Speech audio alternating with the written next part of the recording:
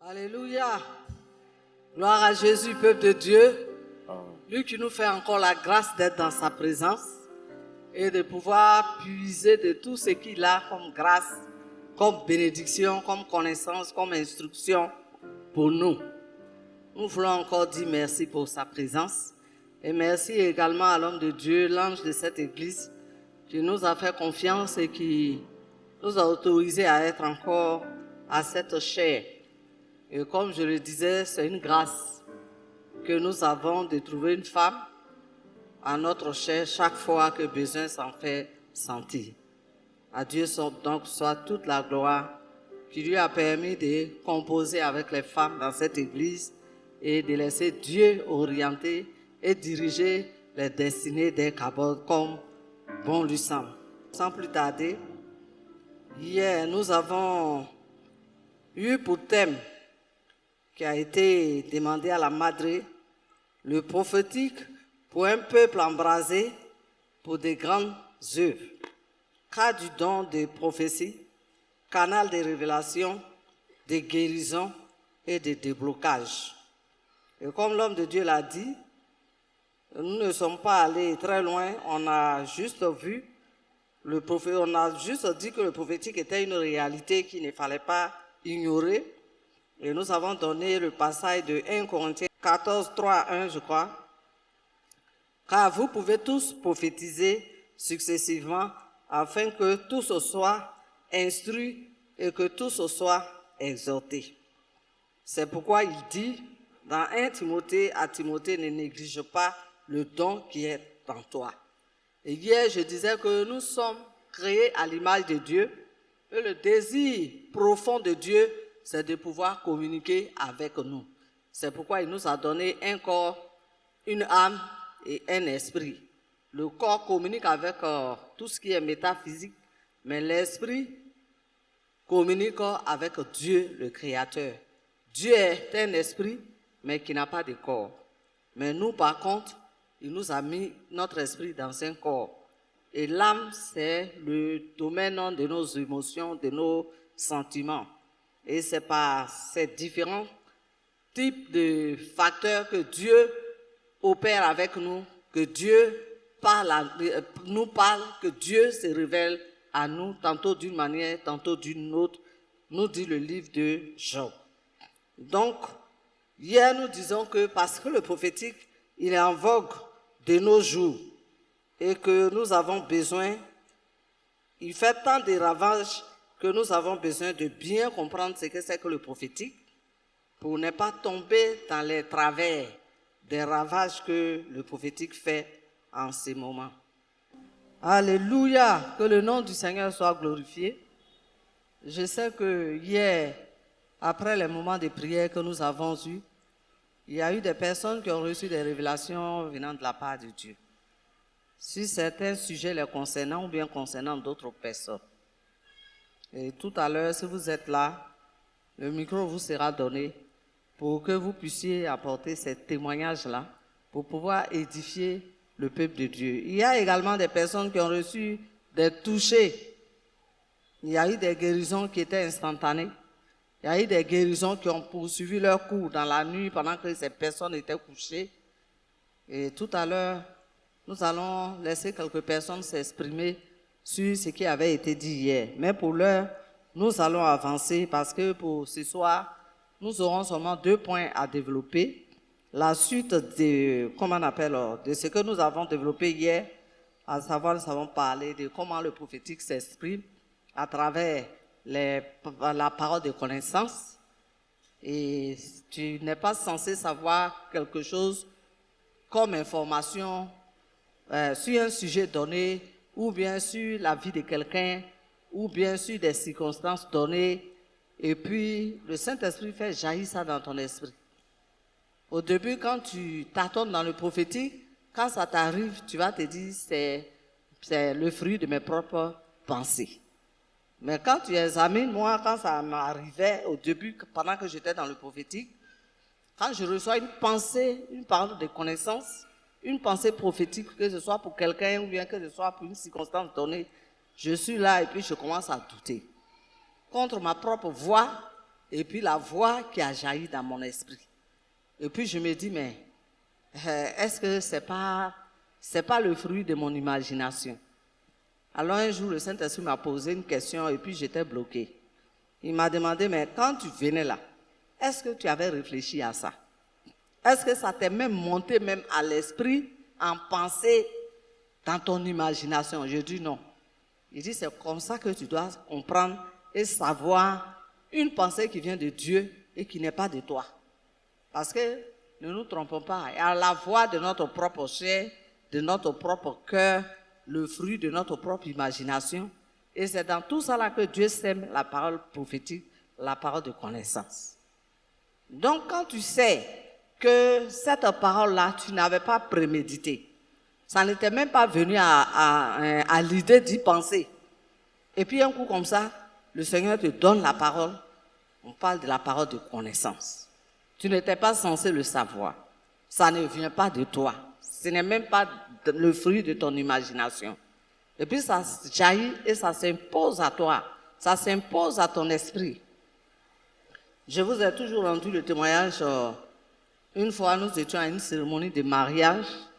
Et puis alors que tout le peuple de Dieu était dans la joie, et je regardais les gens être en train de se réjouir, moi-même je chantais aussi, quand subitement une pensée a jailli dans ma tête. Et la pensée me disait qu'il y a quelqu'un ici, c'est une jeune fille, et quand elle va finir ses mariages, la semaine qui va suivre, elle va aller se faire avorter d'une grossesse illégale qu'elle porte, et elle doit se débarrasser de cette grossesse parce qu'elle ne veut pas mourir. Il faut lui dire de ne pas le faire, parce que si elle s'en va faire l'avortement, non seulement elle-même elle va rester dedans, mais l'enfant aussi qu'elle porte, elle va le perdre. La grossesse devait avoir peut-être 2 ou 3 mois. Je ne la connaissais pas. Le Seigneur, en ce moment-là, ne me montrait pas trop les visages. Des fois, aujourd'hui, vu la manière dont j'ai grandi avec lui dans le prophétique, quand souvent il me donne une pensée, je dis, Seigneur, il s'agit de qui? Et des fois, les gens sont dans la foule, il met un nom ou bien il met un visage sur la parole de connaissance qu'il m'a donnée. Donc, je sais que c'est la personne. Mais à ce moment-là, je ne savais pas. Moi, je me suis levé, j'ai donné la parole de connaissance, telle que j'ai reçue. Tu portes une grossesse illégale et tu ne peux pas garder cette grossesse. Tu te dis que tu vas aller faire un avortement la semaine qui va suivre. Mais Dieu dit que si tu t'en vas, tu vas rester dedans. Non seulement l'enfant aussi va mourir, mais toi-même, tu vas mourir. Et donc, les gens, leur mariage était en train d'être un peu mélangé. Vous savez, le Saint-Esprit, c'est ce qu'il fait. Hein? Il ne demande pas permission à quelqu'un. Donc, moi, je donne la parole de connaissance, le mariage a poursuivi son cours. Personne n'est venu pleurer, machin. Ça faisait honte. C'est comme si la personne en train d'être dévoilée par le Saint-Esprit. Et puis, à la fin du mariage, je vois une jeune fille qui est petit détail comme ça. Elle souffrait d'une tuberculose osseuse qui avait déformé la colonne vertébrale. Et puis, bon, c'était une maladie qu'on appelle communément la bosse. Et donc, après, elle est venue, elle dit, maman, je vais te voir. Elle s'est assise à côté de moi et puis elle a commencé à pleurer, à raconter son histoire. Ils sont pauvres, ils vivent, tout le monde dort dans le même salon là. Et puis, c'est comme ça qu'elle a contracté une grossesse, d'en faire de dormir ensemble dans la même pièce. C'est en Afrique qu'on voit ça beaucoup. Donc, c'est comme ça qu'elle a attrapé la grossesse. Et puis, les parents qui ne connaissent pas l'auteur de la grossesse, je ne sais pas s'il était de passage ou bien qu'est-ce qui s'est passé. Ils lui ont dit que nous, on sait que pour faire enfant là, il faut te coucher sur ton dos. Or, actuellement, toi, tu n'as pas de dos. C'est sur quel côté tu vas te coucher pour que l'enfant là, tu puisses l'accoucher. Et comme nous, tu es notre enfant, on ne veut pas te perdre, l'enfant qui vient là, on ne le connaît pas. C'est toi que nous, on connaît. On va faire un curettage, évacuer l'enfant pour pouvoir retrouver, nous, notre fille que tu es. La fille a commencé à pleurer. Ils lui ont dit, c'est la seule solution. Toi-même, quand tu te regardes là, l'enfant là, tu vas le placer où? Toi-même, tu vas te placer où? Donc, contraints ainsi de force, ils ont pris un rendez-vous. Et la semaine après le mariage, elle avait accompagné des amis. C'était même pas mariage de quelqu'un qu'elle connaissait. Et quand elle est venue, la parole de connaissance, est sortie. Moi, je ne la connaissais pas. C'était la première fois, elle n'était pas de mon église. Et quand elle m'a dit ça, j'ai pris la chose à cœur et puis je lui ai dit que je vais rencontrer tes parents. J'ai partagé ça avec l'homme de Dieu et j'ai rencontré les parents. Et puis ils ont dit que oui, c'est vrai, que eux, c'est leur enfant, ils ne veulent pas la perdre. Et en tout cas, ils ont raconté beaucoup de choses et je leur ai dit que bon, moi non plus, je ne veux pas qu'on puisse la perdre. Et aussi, l'enfant qui est dans son ventre là ne doit pas aussi mourir. Donc, ce qu'on va faire, on va aller voir un spécialiste qui va la consulter et puis qui va nous dire ce qu'il y en est. Et c'est comme ça qu'on est allé voir le gynécologue du centre médical. Quand je l'ai confié au gynécologue, le gynécologue m'a dit qu'il y a de fortes chances que l'enfant vive jusqu'à terme. Mais seulement à cause de la colonne vertébrale qui est déformée, l'enfant ne pourra pas naître par voie normale. Il va falloir faire une ouverture par voie haute, c'est-à-dire la césarienne, pour évacuer le bébé. Et que sinon, à part ça, tout va bien, elle se porte bien, l'enfant se porte bien. Moi, j'ai appelé les parents, ils ne voulaient pas prendre des risques. Ils ont l'argent pour aller faire curettage, ils n'ont pas l'argent pour faire césarienne. Et c'est comme ça que l'église d'El-Kabod a pris sur elle de pouvoir assister cette jeune fille. C'était sa première grossesse, elle n'est pas mariée. Et donc, le moment étant venu, ils l'ont pris en charge à l'hôpital, ils ont fait la césarienne, et puis le bébé est né, un joli petit garçon.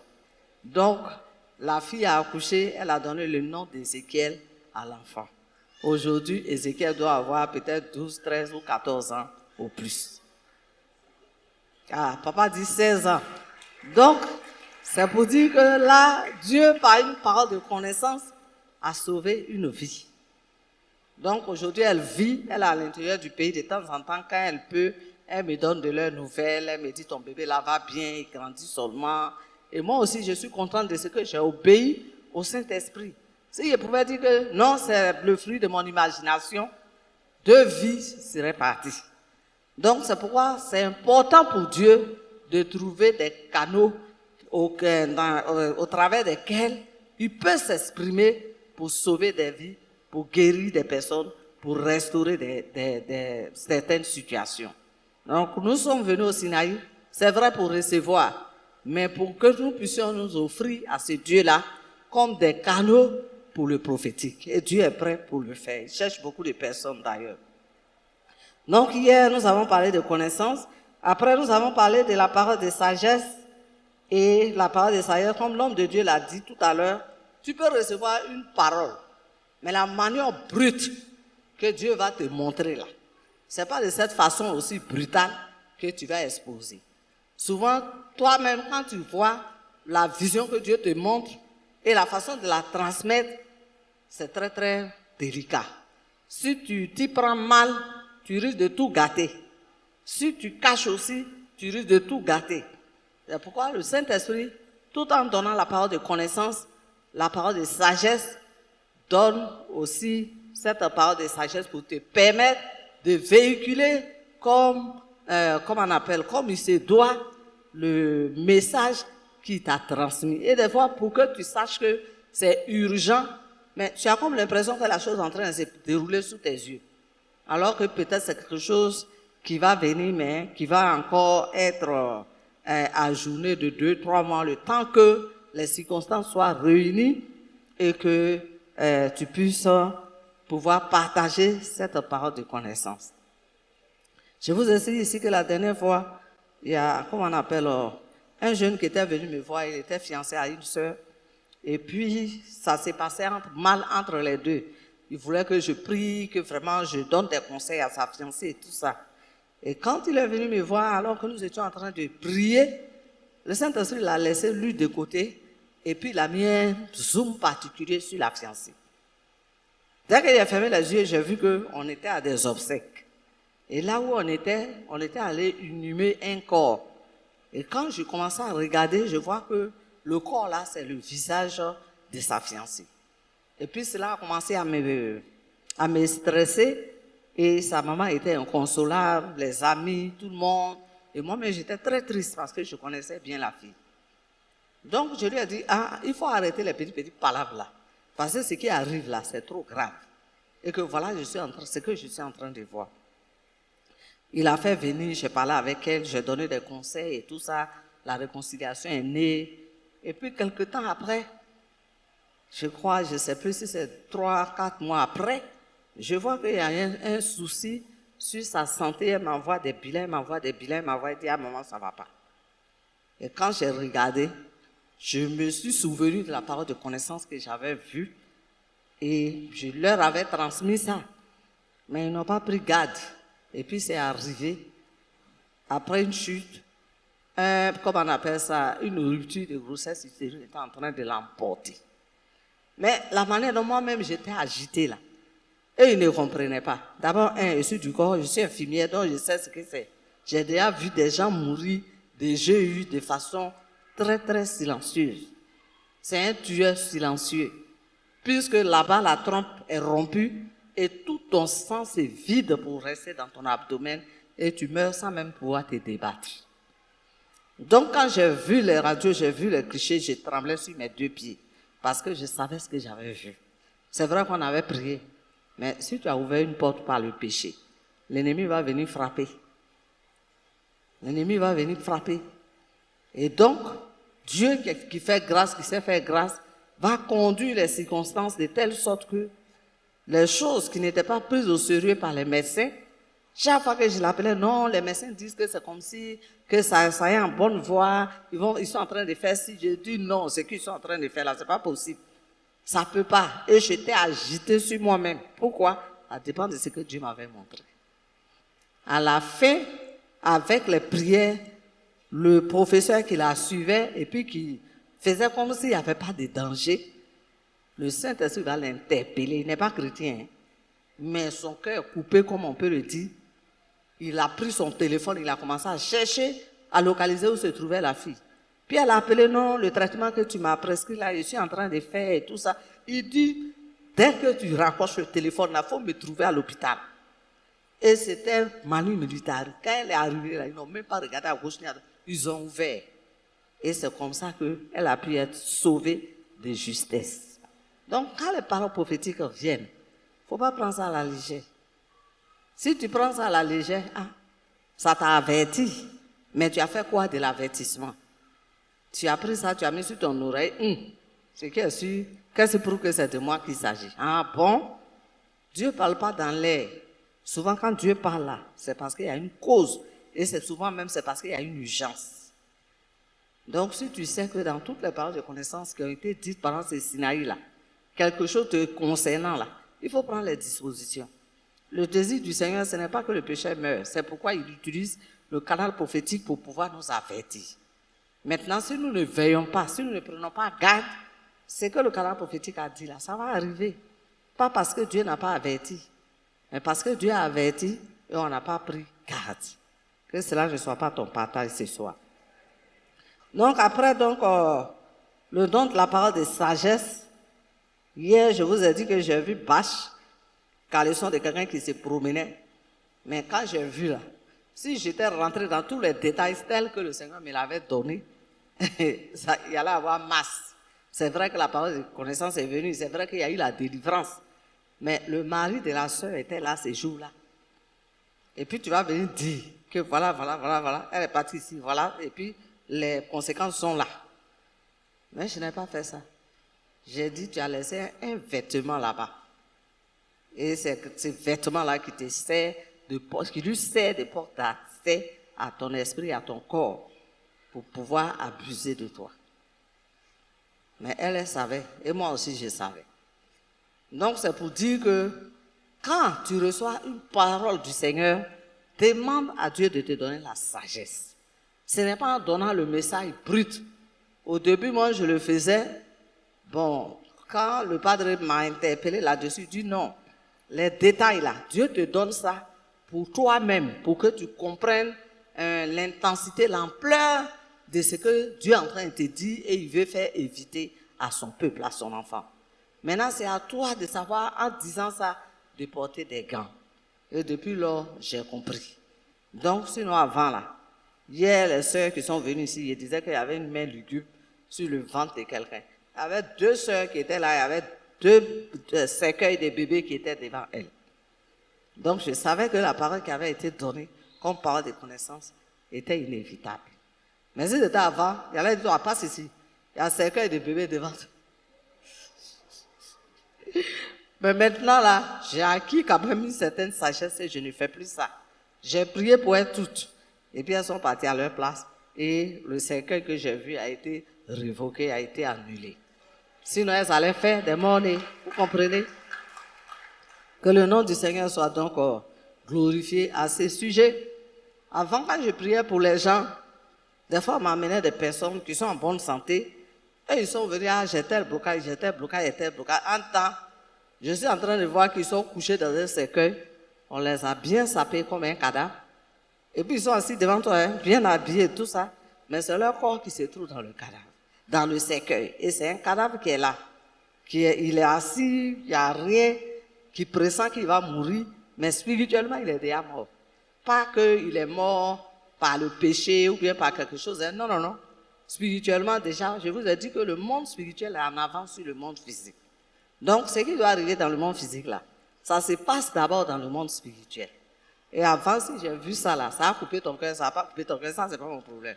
J'ai dit, tu sais, où on est assis, les gens en train de te voir, tu es dans un cercueil. On t'a déjà apprêté pour aller te descendre dans le tombeau.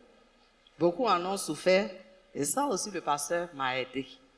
Il m'a dit, non, toi, tu sais, tout ce que tu peux dire à la personne, dis-lui qu'il y a une réclamation de mort sur sa vie, mais tu vas l'identifier à la mort de Christ, et puis cette réclamation de mort-là va partir pour qu'elle puisse se retrouver. Donc, c'est ce que je fais maintenant. Même si je vois que c'est déjà terminé, ils ont déjà fait les funérailles de la personne, je dis non, c'est une réclamation de mort qui est sur ta vie et qui te réclame. On va demander au Saint-Esprit de nous dévoiler la source de cette réclamation et puis elle ne va pas t'emporter. Et c'est comme ça maintenant que j'ai commencé à procéder et je vois que les gens supportent au mieux ça. Mais des fois, vous allez voir que j'insiste pour dire que ce que je t'ai dit là, il faut prendre ça au sérieux. Hein. Si tu t'as ouvrir la porte par le péché là, en tout cas, ce n'est pas bon pour toi. Et j'insiste, c'est tout ce que je peux dire à la personne pour ne pas l'effrayer, pour ne pas l'emmener à faire des cauchemars. Donc, ça aussi, c'est la manière d'utiliser le don de la parole de sagesse. Pour ce soir, nous allons voir la 3e manifestation du prophétique comme canal pour transmettre les messages de Dieu. C'est, après le don de la parole de sagesse, c'est le discernement des esprits. Le Saint-Esprit utilise dans une pensée pure et neutre l'esprit de comment on appelle, de discernement pour pouvoir nous aider. Au début, quand j'ai introduit mon message, j'ai dit que nous sommes dans un monde où le faux prophétique fait ravage. Pourquoi? Parce qu'il y a des esprits comment on appelle, des chromiens, qui eux aussi font de la divination. Au début, quand j'ai commencé à comment on appelle, à être utilisé dans le prophétique par le Saint-Esprit, pour moi, tout ce qui pouvait être révélation dans l'église, c'est habillé avec le nom de Jésus, tenez-vous bien, au nom de Jésus, voilà ce que tu as, voilà ce que tu fais, et puis ça parle. Donc, je n'avais pas à me méfier de ça. Puisque quand la Bible dit que ne mettez pas foi en tout esprit, pour moi, c'était peut-être des esprits du dehors, les gens lancent au courir, les marabouts, ils font des divinations et tout. Mais je ne savais pas qu'il y avait des infiltrations, même dans la maison de Dieu et dans le corps de Christ. Et ces infiltrations-là, il y en a qui sont connus de ceux qui le pratiquent. Mais aussi, il y en a qui, de façon innocente, vivent les infiltrations sans s'en rendre compte. C'est pourquoi vous devez connaître la démarche prophétique que Dieu utilise. Donc, je disais que quand j'ai commencé dans mon innocence, tout ce qui était don dans l'église, manifesté avec le nom de Jésus, moi j'y croyais, sans regarder en arrière. Et puis un jour, hier je vous ai dit ici que je n'ai pas eu cette grâce-là d'avoir un mentor, quelqu'un qui a déjà pratiqué le chemin du prophétique, puisque j'étais né spirituellement dans une église où, en dehors du baptême dans le Saint-Esprit, tu parles la langue, tu prophétises, tu interprètes, c'est-à-dire les dons vocaux, mais je ne connaissais pas plus que ça du prophétique. Et donc, quand j'ai commencé, quand le Seigneur m'a dit qu'il allait ouvrir mes yeux, mes oreilles, après la fameuse épreuve que j'ai connue, il m'a dit que je vais te donner l'onction prophétique. Et avec l'onction prophétique, tes yeux spirituels seront ouverts. Tu vas voir dans l'invisible, dans le surnaturel, comme je veux que tu voies. Et tu vas entendre comme je veux que tu entends. Donc pour moi, je pensais que ça allait se passer d'une manière avec beaucoup de bruit, non? Et comme je le disais tantôt, je vois à l'église des choses qui se passent dans la vie des gens. Quand j'arrive, soit d'autres c'est la guérison, soit d'autres c'est des attaques. Et puis après, quand j'arrive à la maison, je dis à mon mari, tu sais, quand on était au culte là, il y a eu telle chose, il y a eu telle chose, il y a eu telle chose. Et puis il me dit, mais toi, c'est la vie des gens que Dieu te montre, et puis tu prends ça pour faire causerie familiale. Ce n'était pas que j'allais crier ça au dehors, non, c'est lui qui est mon mentor. Donc je lui disais que, et c'est comme ça qu'il a compris que j'ai commencé à voir dans l'invisible. Puisque ça faisait près de 30 ans vivant ensemble, ce sont des choses que je n'avais pas l'habitude de voir, ni de faire. Donc, je n'avais pas de mentor. Et puis un jour, il y a eu une invitation de quelqu'un, en tout cas d'un homme de Dieu puissamment loin. Quand l'homme de Dieu puissamment loin est venu là, quand il crie ici, il dit des chaises là, il y a au moins 4 chaises qui s'en vont, les gens sont par terre, j'ai dit waouh, mais ça c'est de ça que je parle. Et quand je dis à mon mari que je vois, il ne me croit pas. Mais là, tout ce que l'homme de Dieu est en train de dire, quand il dit toi là, tu as un problème de ventre, voilà, boum, la personne à terre, il dit voilà, c'est ça là que je cherche. Donc, je me suis apprêté même pour prendre rendez-vous avec lui, pour pouvoir causer, échanger, pour lui dire comment j'ai reçu la paix prophétique et comment est-ce que cela se manifeste. Mais quand j'en parle, mon mari, le premier, ne croit pas. Ce n'est pas à d'autres personnes que je serai encouragé d'aller dire. Donc, je voulais des conseils. Et avant que je ne m'approche de l'homme de Dieu en question, un après-midi, alors que j'ai pris rendez-vous avec lui, je ne suis même pas encore parti au rendez-vous. Le rendez-vous devait avoir lieu le lendemain. Je me rends compte que je me lève l'après-midi là. Je vois l'homme de Dieu, il est planté devant moi. Tout nu. Aïe. J'essaie de frotter mes yeux pour voir si ce n'est pas une vision de mon imagination. Pas possible. Je fais tout, ça ne va pas, l'image ne va pas. Et il a arrêté, il me regarde méchamment, il a les yeux rouges. Mais ils étaient 2 collègues qui avaient été invités à l'intervention. Et puis je me rends compte que l'autre était simplement habillé de façon ordinaire, comme je le connaissais. Mais le deuxième, il n'était pas du tout habillé, mais il était tout nu, avec plein de choses sur lui. Et puis j'ai dit, mais Seigneur, qu'est-ce qui se passe? C'est quand même ton serviteur. Là, Dieu me dit, il faut m'écouter très bien ce que je vais te dire. Parce que tout le reste là, ça va dépendre de ton écoute d'aujourd'hui. J'ai dit, qu'est-ce qui se passe? Je trouvais que le Saint-Esprit était vraiment sérieux dans ce qu'il était en train de m'enseigner. J'ai dit, Seigneur, je t'écoute. Il dit, à partir d'aujourd'hui, si tu vois quelqu'un qui a tous les titres, bishop international, apôtre des siècles, et puis prophète intercontinental, quel que soit le titre de la personne, quels que soient les miracles que feront la personne, même si la personne ressuscite des morts, il faut me demander quelle est la source de son onction. Le diable a été chassé du ciel. Il est descendu avec toute sa puissance qu'il avait là-bas. C'est Dieu seul qui le domine. Donc, c'est pourquoi la Bible dit « Malheur à la terre et à la mer, car le diable est descendu vers vous d'une si grande colère. » Mais souvent, nous, on ne comprend pas ça. Non, nous sommes en danger. C'est pourquoi quand Jésus partait là, il ne nous a pas laissés comme ça, comme des orphelins, à la merci du diable. Il dit, je vous enverrai un autre consolateur. Et depuis ce temps, le Saint-Esprit est dans le monde. C'est pourquoi on n'a pas à craindre le diable. Mais ce n'est pas aussi un ennemi qu'il faut négliger.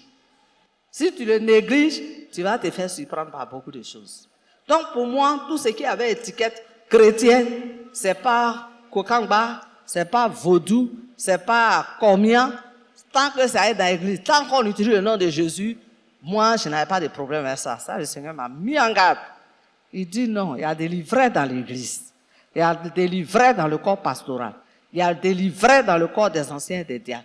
Il y a des livrets même qui est plus zélé que vous, les chrétiens, vous-même. Donc, ce que je t'ai montré là, si à partir d'aujourd'hui, quelqu'un crache du feu, il ressuscite même un enfant qui est mort, tout de suite, il vient, il fait une petite prière, puis l'enfant commence à sauter. Demande-moi la source de son onction. Et le Saint-Esprit m'a conditionné de cette façon. C'est pourquoi souvent, il y a beaucoup de choses que je sais, mais il fait comme s'il ne sait pas. Et puis, il fait comme s'il ne voit pas. Il y a d'autres qui viennent rien que pour m'essayer, pour savoir, on dit qu'elle voit là. Attends, j'allais voir. Et qui peuvent m'attaquer, chercher à m'attaquer. Mais quand tu fais là, je te regarde, puis je ris dans mon cœur. Mais entre-temps, oui, on dit quoi, ma soeur? Ma fille Yako. Ah, vraiment, hein, que le Seigneur fortifie ta foi, sinon c'est pas facile. Mais entre-temps, je sais ce que tu sais. Mais je ne vais pas t'exposer. Ce n'est pas là le rôle. Quand Dieu te montre la nudité, même que ce soit un homme de Dieu, un superstar, ce n'est pas pour prendre ça, pour publier ça. C'est pour toi-même. À cause de ce que Dieu a mis en toi comme potentiel. Tu es visé. Moi, au début, je ne savais pas où. J'arrive dans ma mission là-bas, je voyage.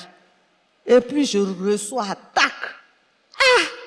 Je ne sais pas où ça quitte. Je ne comprends pas. Tout de suite, je suis arrivé dans la maison. Qu'est-ce qui s'est passé? Une fois, je vous ai expliqué ici, on était allé dans la sous-région, Padre et moi. On arrive pendant que mon mari était fatigué. Nous deux, on a commencé à dormir. Voilà l'attaque que j'ai reçue. Tia! Comme si quelqu'un m'a giflé. Ouais, je ne sais pas quel coup la personne m'a donné. Même pour tourner comme ça d'un côté vers mon mari, je ne peux pas. Je suis couché derrière la douleur, puis je l'appelle. Pour lui dire au moins de se lever, il va prier pour moi. J'ai crié, je ne sais même pas s'il pouvait crier. Mais j'ai tout fait pour attirer son attention. Dans sa fatigue avec Seigneur, occupe-toi de ta servante. Chia, il a continué à dormir. Le matin, je lui dis que, hé chérie, où on est arrivé ici là? Tu sais que hier nuit, j'ai été attaqué. Il dit, chérie, tu vois, tu entends. C'est toi qui vois tout. Tout de suite, on est arrivé dans la maison des gens. Déjà, tu as vu. Qu'il faut faire attention, il ne faut pas faire ça. Bon, il a fait le dire, il a dit quoi encore? C'est mon patron. On s'est levé, lavé, le temps à prendre un petit déjeuner. Tout le monde est sorti et c'est ça, la servante. Elle dit, maman, je vais te voir.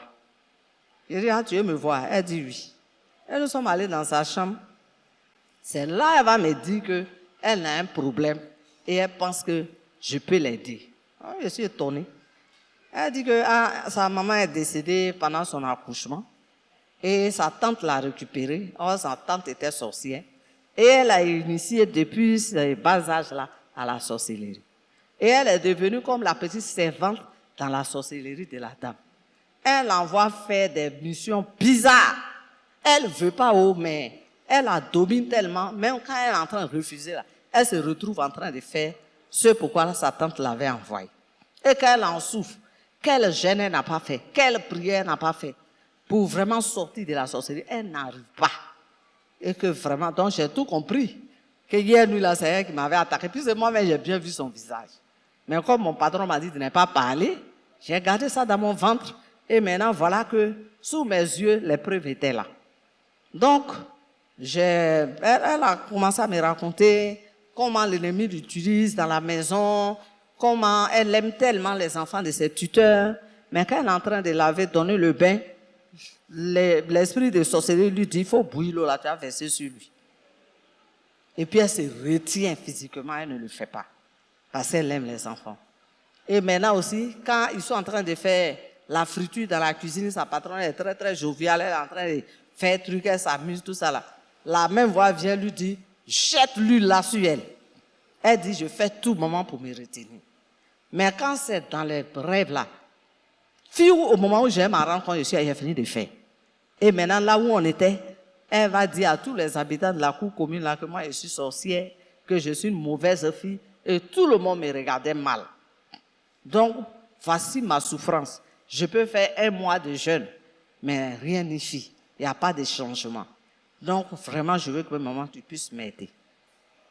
Et j'ai commencé à prier pour elle. J'ai vu qu'elle était sincère. Et le Saint-Esprit m'a montré les alliances, comment je devais briser. La dame là est devenue comme sa mère. Donc il fallait rompre le lien de la maternité, le lien de l'adoption, la déconnecter par les liens de sang, les liens de nom. J'ai fini de faire tout ça là. Et puis elle a été libérée. Donc après ça encore, le Seigneur me montre une autre image. Elle avait tellement honte qu'elle n'a pas parlé de ça. Son propre père venait lui faire l'amour la nuit. Et là encore, le Seigneur m'a montré. Et puis là-bas encore, le lien de mari spirituel, j'ai tout gâté, j'ai tout divorcé. Et la fille a été libérée. Donc, elle a retrouvé sa restauration. Il y a des enfants souvent qui souffrent. Pas parce qu'ils veulent faire la sorcellerie, mais parce qu'il y a des maîtres, il y a des administrateurs qui sont établis sur eux. C'est pourquoi souvent, quand l'enfant ne comprend rien ou il est encore à bas âge, tu vas te vertuer pour faire sa délivrance. Mais si maître qui l'a mis dans la sorcellerie là, soit ça peut être sa grand-mère, comme on a l'habitude de le voir, ses deux parents ne sont pas sorciers, mais l'enfant peut se retrouver en train de pratiquer la sorcellerie et subir les ordres qu'on lui donne dans la maison. Et vous allez voir que soit c'est le père, il va attaquer sa santé, il va mettre tout le temps un feu de palabres dans la maison, il va faire des trucs pour que, comment on appelle, l'atmosphère soit vraiment négative dans la maison. Donc souvent, nous avons besoin de discernement. Des fois, l'enfant lui-même qu'on utilise, il est en souffrance. Des fois aussi, vous allez regarder, il y a des gens, je ne sais pas, hein, excusez-moi, mais quand tu les regardes, leur figure même déjà on dirait des sorciers. Vous n'avez pas remarqué ça?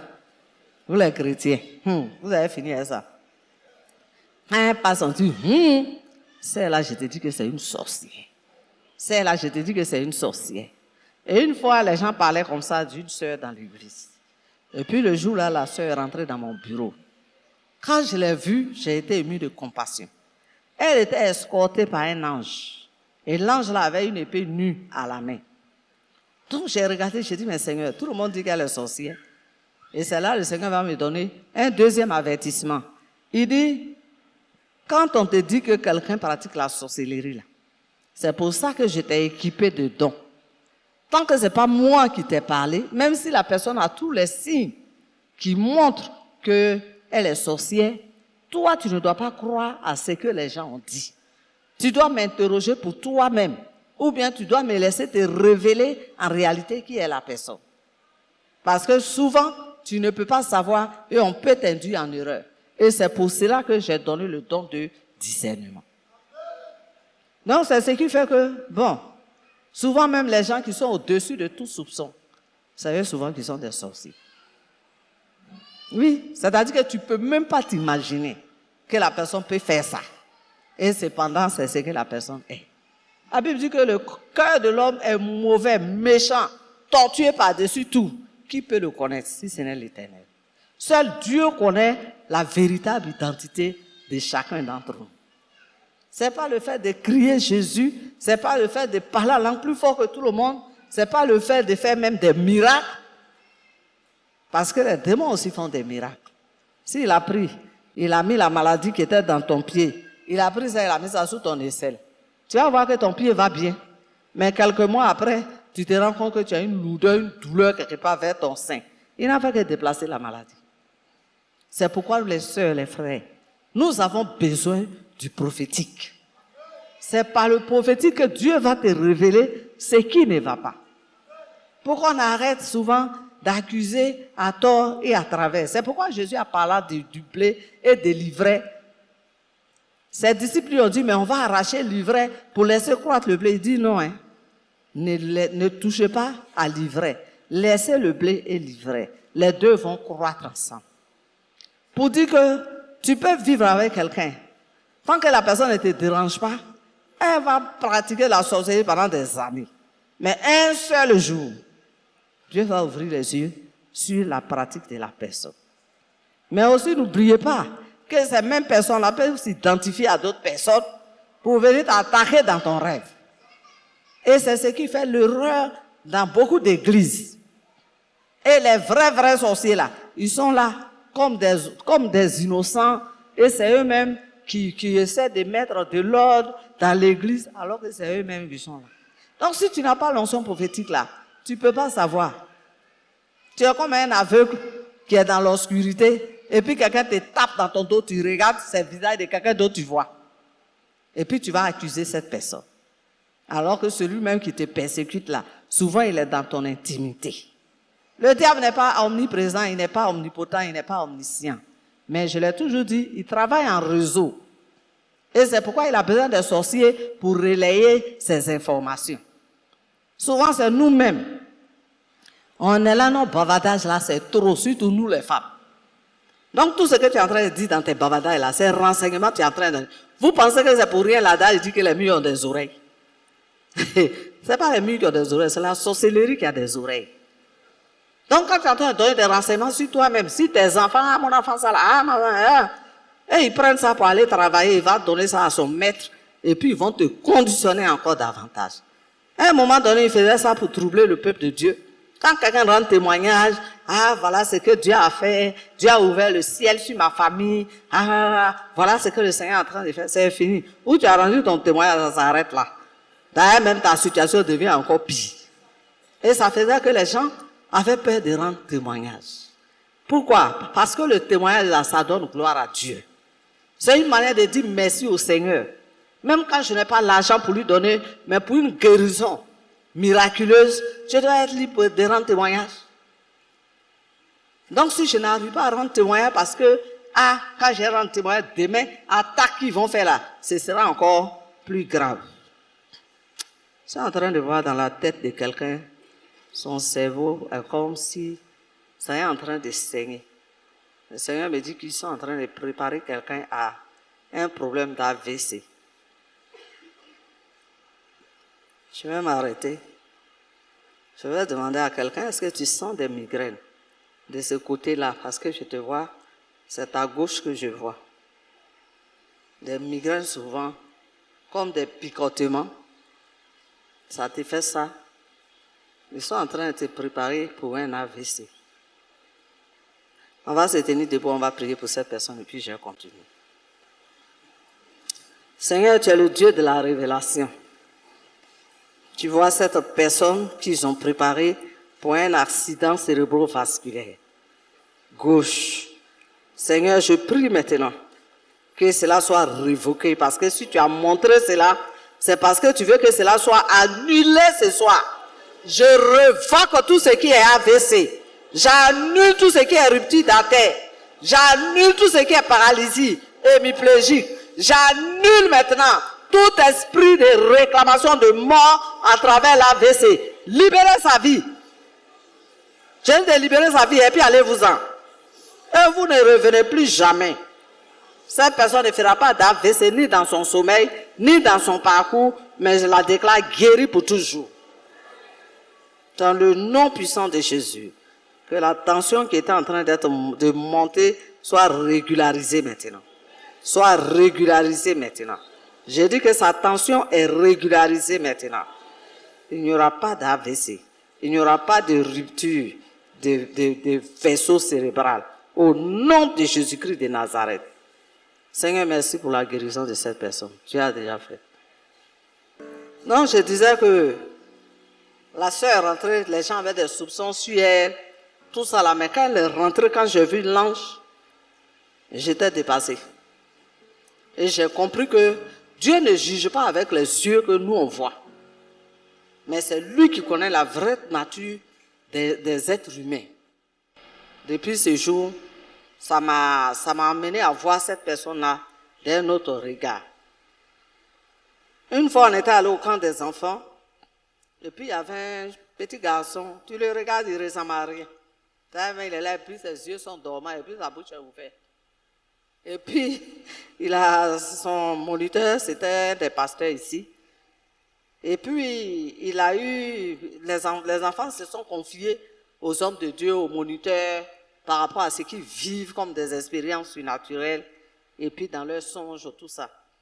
Et lui, son moniteur a écrit sur sa fiche il dit qu'il voit des anges dans ses rêves, et puis des fois, mais il lui donne à manger. Donc lui, il a mis en bas sorcellerie.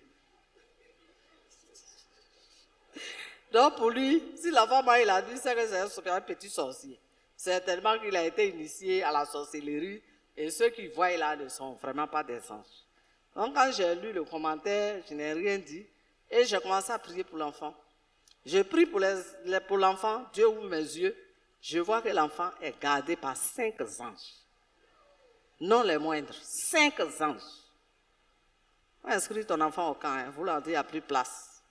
5 anges. Et puis je dis, mais Seigneur, il est petit, pourquoi jusqu'à 5 anges? Et puis Dieu me montre son appel. Il est doté d'un ministère prophétique puissant. Et puis d'un ministère apostolique très très puissant. Je n'ai jamais vu ça. Tellement son appel là est énorme. Et puis c'est les deux. Je dis, mais ceux-là, ce sont les ouvriers de la dernière heure que Dieu est en train de préparer. Dieu est en train de préparer une armée. Et le diable a vu ça. C'est pourquoi il est à l'affût derrière vos enfants pour voler leur destinée, pour les, comment on appelle, les marmailleux, leur faire changer de direction par rapport à leur voie que Dieu a déjà tracée. Et si vous les parents, vous n'êtes pas conscients de ça, pour vous mettre à genoux, pour prier pour vos enfants, ne faites pas les prières, Seigneur, tu l'as gardé, il est quitté à l'école, il est venu, il est parti. Tout ça là, le diable connaît ça. Les vraies prières demandent au Saint-Esprit de te révéler la destinée prophétique de ton enfant. Souvent, les enfants qui sont beaucoup réclamés sont des enfants qui ont une grande destinée. Et l'ennemi les fatigue, les sorciers les fatiguent. Et si toi, tu es le parent de l'enfant, tu penses que ce que l'école du dimanche fait là, c'est ça qui est nécessaire, c'est pas suffisant. Toi-même, qu'est-ce que tu as instauré à la maison comme culte pour enseigner ton enfant? C'est ça qui va le faire dévier de tout ce qui est des mauvais projets. L'ennemi va utiliser des mauvaises personnes, des amis comme lui, pour venir essayer de hypothéquer sa destinée. Donc c'est pour vous dire que cet enfant-là, il joue comme tous les autres enfants. Mais vous allez voir que les 5 anges-là sont à son service pour le préserver, pour le sécuriser. Ils ont reçu ordre et mandat. Quand Dieu dit à Jérémie que depuis le sein de ta mère, avant même que tu ne sois dans le sein de ta mère, je te connaissais et je t'avais établi prophète des nations. C'est de ça qu'il s'agit. Il y a d'autres pour venir en mission là, sur terre. Dieu prend déjà des dispositions. Vous allez voir qu'il y a des enfants, depuis la grossesse, à attaquer jusqu'à des fois, la maman pense que la grossesse l'est passée. Oh, le Saint-Esprit a caché ça, bloqué ça quelque part. Et puis un matin, on regarde où voilà. La grossesse est là. Dans l'accouchement encore, l'ennemi attend. Dans les 0,5 ans là, jusqu'à 0,5 ans, il va encore le guetter. Quand on dit adolescence, mais là, c'est devenu officiel maintenant. Il faut que nous puissions prier pour nos enfants. On m'a dit qu'il y a un enfant qu'ils ont envoyé pour être inscrit pour le camp. Et les organisateurs du camp me disent que, ah maman, l'enfant leur dit que sa sorcellerie l'est déclarée, hein, que pour elle, là, c'est pas caché. Hein. Donc là, on ne sait pas s'il faut faire son inscription ou bien s'il ne faut pas faire. C'est ça, je leur ai dit, mais vous êtes grave. Hein. Le camp de la madre, là, ce n'est pas colonie de vacances. C'est un camp qui arrache les destinées des enfants. C'est la guerre spirituelle. Elle, au moins, pour elle, c'est connu de ses parents, ils sont venus parler de ça. Mais ceux que vous ne savez pas là, ils sont les plus dangereux. C'est qui est sûr, mettez une monitrice qui fait un combat spirituel dans la chambre où elle sera. Vous avez compris? Donc, le discernement des esprits est très, très, très important. Sinon, l'ennemi facilement peut nous induire en erreur. Moi, maintenant, quand quelqu'un vient là, je ne regarde pas miracle ou une parole de connaissance. Des fois, même, j'ai peur même de demander au Seigneur qui c'est. Parce que je dis, si lui aussi son identité là, c'est pas ça, je ne peux plus m'attacher à quelqu'un. Quand je dois m'attacher à quelqu'un, j'interroge le Seigneur. Quand il me dit tu peux, il n'y a pas de problème. Mais des fois, il y a plus de mercenaires que de serviteurs. Et comme nous, on cherche un miracle, on cherche, c'est pas mauvais. Ce soir même encore, il y aura des miracles. Les miracles là, ça glorifie Dieu d'abord, ça édifie notre foi, ça consolide notre marche spirituelle avec Dieu et ça attire des foules.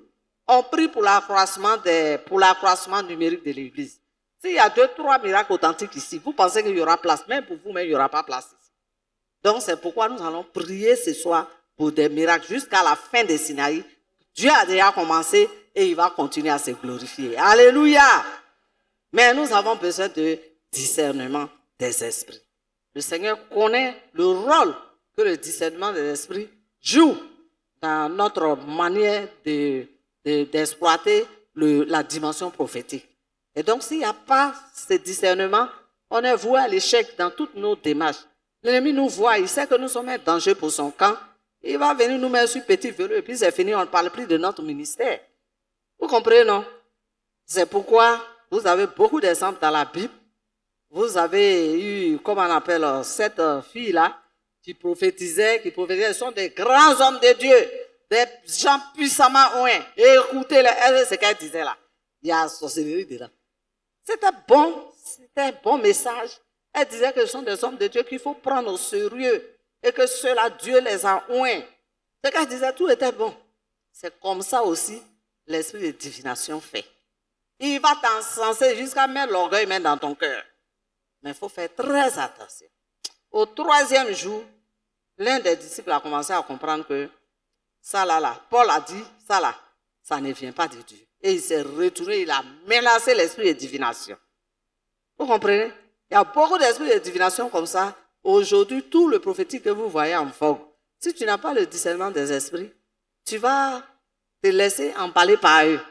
Tu vas dire non, il m'a dit ça, il m'a dit ça, il m'a dit ça. Il n'était pas censé le savoir, mais il m'a dit tout ça. C'est que vraiment cet homme-là, il est de Dieu. Et c'est Dieu qui t'a dit. Demande, interroge toujours Dieu. Et c'est ce que je fais. Avant de mettre mon pied quelque part là, j'interroge Dieu. Une fois, le padre m'a invité à une sortie là. Un grand homme devait venir. On a fait la pub partout, sur les télés, tout. Moi-même, je l'ai accompagné, on est parti, les organisateurs ont fait la sensibilisation. En tout cas, tout allait bien. Mais j'étais un peu perplexe, pas méfiant. Même ma photo, mais on veut prendre. J'ai dit non, moi, on ne prend pas ma photo. Donc, les gens étaient un peu étonnés pourquoi j'agissais comme ça, mais parce que je ne savais pas encore dans quoi j'étais. Donc, quand on a quitté là-bas et puis on est venu, on a même contribué pour soutenir le ministère, pour l'organisation. On arrive à la maison et puis bon, j'ai commencé à me mettre devant le Seigneur. Je dis, c'est un grand homme de Dieu, on a vu ses vidéos. En tout cas, quand il soulève sa main, tout le monde à terre. Les gens ont rendu beaucoup de témoignages. Mais Saint-Esprit, qui sait? Et le Seigneur me montre l'identité de la personne. Même accoutrement que féticheur. J'ai dit, Seigneur. Donc, la date arrive, j'ai dit à mon voisin le plus proche, comme bon, il ne me croit pas, c'est pas toujours qu'il me croit, et il fait bien. Parce que c'est tout ce que je devais lui dire, et puis il prend ça pour parler d'évangile. Non. Donc, je lui ai dit que non, il me demande, non, tu ne vas pas. J'ai dit, non, je ne vais pas. Il dit, mais on a l'honneur là-bas, et on nous a donné une place d'honneur, tout ça là. Donc, il faut venir en partie. J'ai dit, je ne vais pas. Toi là, c'est que moi, Dieu m'a dit, il ne t'a pas dit. Donc, tu vas bénéficier de circonstances atténuantes. Mais moi là, je sais. Donc, si je m'en vais là, pourquoi que Dieu va me donner là, ce ne sera pas pour les enfants. Donc, j'ai peur de Dieu, je ne vais pas. Et puis, je suis resté. Il est parti avec son fils, premier jour, deuxième jour. Je crois qu'on était au 3e jour. Et puis, je vois le monsieur en question dans notre chambre. Et puis, il a dit, mais Saint-Esprit, lui, il fait quoi ici? Il dit, ton mari lui a donné des choses et il est en train d'utiliser ça comme une porte d'accès pour avoir accès à l'onction qui est sur ton mari. Il dit, mais lui, on a fait sa publicité fouca partout là-haut. Il va voler encore l'onction de mon mari. Donc, et puis il m'a montré ce que le monsieur avait, ce que mon mari lui avait donné. En tant que mon mari ne m'a pas dit qu'il allait faire don. Donc, il quitte là-bas, il arrive. J'ai dit, ça s'est bien passé. Il dit, oui, bon. C'est pas comme ce qu'on voit à la télé, mais c'était bien. Et puis, je lui demande, mais quand tu es parti là-haut, qu'est-ce que tu as donné au monsieur? Il est là. Il dit, comme quoi? J'ai dit, non. Que moi, je veux savoir, est-ce que tu lui as donné quelque chose? Il dit, bon, comme les enfants là me prennent comme leur père, il fallait que je fasse un geste. Donc bon, j'ai dit, bon quoi? Il dit, non, tu sais, les tenues traditionnelles, Yakuba et autres, quand on sort, souvent on m'habille avec là. Bon, c'est accumulé dans le placard, hein. Donc c'est un ensemble comme ça que j'ai pris pour l'habiller symboliquement. C'est chrétien, Dieu, Seigneur. Donc, je lui ai dit, mais est-ce que tu sais que c'est devenu une porte d'accès, un point de contact pour avoir accès à l'onction que Dieu a mise sur toi. Il dit, ah bon? J'ai dit oui, c'est ce que j'ai vu. Il était un peu glacé. D'abord, il ne m'a rien dit. Et puis quand il prenait, mais il s'est caché. Donc, je n'ai pas vu. Parce que si je voyais, j'allais parler. Donc, maintenant, il est parti. Comment se fait-il que je sais? Je lui ai dit, ah, c'est Saint-Esprit qui m'a dévoilé ce que tu as fait et ce que ça représentait comme un danger pour toi. Donc, il y a des accès là, des points de contact qu'il ne faut pas autoriser. Nous, on aime les cadeaux. Mais moi, chaque fois que je reçois un cadeau, je passe ça au pain fin du Saint-Esprit. Je vais vous dire ça aujourd'hui. Il y a des cadeaux, il n'y a rien. Mais le Seigneur me dit non, ça ne te touche pas. Il y a des cadeaux, quand je lui montre, il dit il n'y a pas de problème. Je porte. Parce que des fois, le but des cadeaux, c'est d'avoir un point d'accès qu'on appelle un point de contact à mon onction. Donc, tu vas me faire un cadeau, c'est vrai, j'aime le cadeau, mais le Seigneur va me dire de ne pas toucher. Une fois, on était allé dans un pays de la sous-région. Et j'étais là-bas avec un parterre de disciples qui me suivent toujours.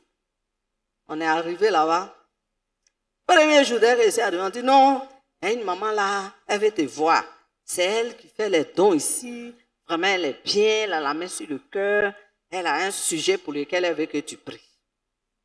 Or, par expérience, le Seigneur m'a dit, quand tu viens pour rendre ministère quelque part là, tant que tu n'as pas fini, tu ne reçois personne. Tu ne fais pas d'entretien. Et moi, j'ai écouté ça. Donc, quand ils m'ont dit, j'ai dit non, d'abord, je suis fatigué, j'ai besoin de me reposer. Et puis, c'est pourquoi je suis venu. Il faut que le Seigneur me donne l'orientation du programme. Donc, actuellement, je suis devant Dieu. Quand je sors, je viens, je ris à vous, je mange, et puis je retourne dans ma chambre. Moi, ils ont dit, ah, bon, d'accord, elle a compris. Après, elle est venue avec des affaires. En tout cas, quand ils regardent là, moi, j'ai les bonnes choses. Donc, les bons trucs même, c'est ça qu'il y avait dedans. On dit non, on dit de faire ton choix, et puis on va retourner le reste. Comme j'étais occupée, je n'ai pas fait le choix, 2 jours, 3 jours. Ah, quand elle veut venir prendre le reste, il faut faire maintenant le choix. Je fais donc mon choix, selon mon goût, bien sûr. Et puis je prends le reste, je mets de côté. Ils sont venus chercher le reste pour partir. Ce que j'ai pris là, j'ai mis dans ma chambre. Le soir, je suis couché, le même soir. Je suis couché, je vois Lago, sa tête est voilée. Ses chaussures sont aux pieds. Tout le reste est nu. Et elle rentre dans ma chambre comme si elle était invisible. Mais moi, je la voyais dans tous les détails que je vous ai décrits. J'ai dit, ah, Seigneur. Donc, elle est rentrée, elle a ouvert les placards. Elle cherche quelque chose, je ne sais pas ce qu'elle cherche. Elle soulève ça, elle soulève. En tant que je la regarde ici, là, je la regarde. Elle soulève ça, elle soulève ça, elle soulève ça. Finalement, elle est sortie sur ses talons, elle est partie. Dieu est en train de m'interpeller. Mais vous savez, souvent, on est têtu, hein. Je suis arrivé, j'ai regardé tout ce que j'avais choisi là-bas, tout est beau. J'ai envoyé chez ma couturière. Ma couturière ne rate jamais mes tenues. Donc, j'envoie. Donc, je m'en vais chez elle, j'essaie. C'était un peu coincé. Elle dit non, ça c'est rien, on va retailler ça. Il n'y a pas de problème. Donc, quand elle a fini, j'ai pris l'habit. J'ai voyagé directement avec. Et puis, je me suis dit, bon, pour faire plaisir à la fille, à la personne, je vais porter, au moins quand elle va me voir dedans, elle sera contente, elle sera satisfaite. Je veux porter habit dit, il ne rentre pas. Je fais tout, je me débat, habit dit, il ne rentre pas. J'ai dit, mais ou bien elle n'a pas retouché l'habit. Donc j'ai enlevé et puis j'ai pris autre chose. Pour moi-même, j'ai porté et je suis allé à la réunion. Quand je suis quitté à la réunion, je suis arrivé. Je ne pouvais pas. Fièvre qui était ici, fièvre sur moi. Ma gorge était en feu. Je ne sais pas comment je vais respirer. Comme si mes poumons là étaient attachés. Mais je vous dis que je ne suis plus partie. Monsieur, je suis venu faire là, je ne suis plus partie. Heureusement que j'étais partie avec un autre pasteur que le padre m'avait donné. Donc, arrivé là-bas, c'est le second pasteur là qui a fait tout le ministère à ma place, qui prêchait, machin, les gens venaient. Mais ce n'était pas l'affluence comme quand je vais là-bas dans cette église. Et puis, j'étais là, le soir, un soir, 3e jour. J'étais fatiguée, j'en avais marre. J'ai dit, Seigneur, qu'est-ce qui se passe? Alors, je leur ai dit, bon, entourez-moi et puis commencez à prier pour moi. Donc, les jeunes gens, ils se sont pris la main, ils ont commencé à prier pour moi, à intercéder. Et je vois un parmi eux qui a arrêté, puis qui regarde. Quand les autres ont fini de prier, tu es guéri au nom de Jésus, machin, machin. Chacun a donné sa parole de bénédiction. Et maintenant, l'autre qui était arrêté à côté, il dit, la madre, je peux te parler. J'ai dit oui. Il dit, mais on priait pour toi là. Tu étais couché comme si tu as fait combat avec quelqu'un, et puis la personne t'a lutté, et puis elle est assise sur ta poitrine en train de serrer ta gorge. J'ai dit, tu as vu la personne? Quand il a décrit la personne là, c'est la même personne qui m'avait fait les noms. Donc, je lui ai dit que j'ai tout compris. Il était tellement étonné. Il dit, mais dans le film, ce que je n'ai pas compris, les anges de Dieu qui te gardent là, ils étaient là. Ils avaient les bras croisés. Et il a regardé te maltraiter. J'ai dit, ah bon? Il dit, mais c'est la partie du film même. Si ils ne font pas là, nous, on peut faire quoi? Donc, il était tout triste et puis il est parti. Moi, j'ai compris. C'était ma désobéissance à Dieu qui m'avait mis dans cette position de faiblesse. Et puis, je me suis mise à genoux, j'ai pleuré, j'ai demandé pardon à Dieu. J'ai pris toutes les affaires, j'ai donné à mon manager, il dit, va, mets pétrole, paye allumette. Et puis, il faut me brûler tout ça. Quand j'ai fini là, Dieu a envoyé ses anges qui sont venus m'ont donné un laitage que j'ai bu. Dans la vision, quand j'ai fini de boire là, ma gorge qui ne s'ouvrait pas. Je vous dis, même de l'eau même, je ne pouvais pas avaler pour dire mon crachat. Ma gorge s'est ouverte, la douleur a disparu. Je me suis levé, séance tennis, elle m'a duré. Ça faisait 3-4 jours que je ne mangeais pas. Donc, la douleur s'est dissipée. Et le même soir, il y avait la mini-veillée qui devait clôturer le moment spirituel. Je suis allé faire la mini-veillée de 20h jusqu'à l'aube. J'ai fait la ligne de prière, j'ai prié pour tout le monde, ma voix ne s'est pas cassée, je n'ai pas eu de problème, je n'ai pas eu de fièvre. Jusqu'à j'ai fini la semaine spirituelle. Et dimanche, je suis intervenu encore pour prêcher. Pour vous dire que le monde spirituel est une réalité. On est dans un monde physique, il y a beaucoup de réalités. Mais le monde spirituel est une réalité. Une fois, j'étais là, quelqu'un a dit, je vais t'apporter à manger. Et puis la sauce, la spécialité que la personne devait faire là, j'aime ça. Donc, je suis dans la voiture, pour moi, je vais vite arriver, je vais manger mon repas. Parce que la personne était au-dessus de tout soupçon. Donc, quand je suis dans la voiture, le Saint-Esprit ouvre mes yeux. Je vois la soupière. Et puis, il y avait les autres repas de la maison sur la table. Mais le Saint-Esprit a mis une croix rouge sur la soupière. Et puis, un ange est venu, il l'a ouvert. Il dit, tout était moisi sur le repas que j'ai demandé. J'ai dit, ah bon? Il m'a dit, tu arrives à la maison, tu ne touches pas à ce repas. Hein? Et je suis arrivé à la maison, je n'ai pas touché le repas, mais je suis monté. La faim que j'avais là, tout a disparu. Le repas aussi, après, je ne sais pas qu'est-ce qui s'est passé avec, mais je n'ai pas mangé. Je demande à lui, là, mais tel repas là, l'autre dit où? Je savais que ce sont les anges qui sont venus évacuer la place, mais je n'ai pas mangé et j'ai été préservé. Donc, c'est pour nous dire que nous sommes dans un monde spirituel. Et sans le prophétique là, on ne peut pas avancer. Sans le discernement des esprits, on ne peut rien faire. Je suis allé une fois quelque part au funérailles. C'est le dernier témoignage et puis je vais laisser la place, on va prier. Funérailles, je suis arrivé là, j'ai salué, tout ça là. Et puis, ils sont allés sortir. J'ai dit, si tu vois une figure de riz là même, tu dis ça là, moi j'ai mangé ça.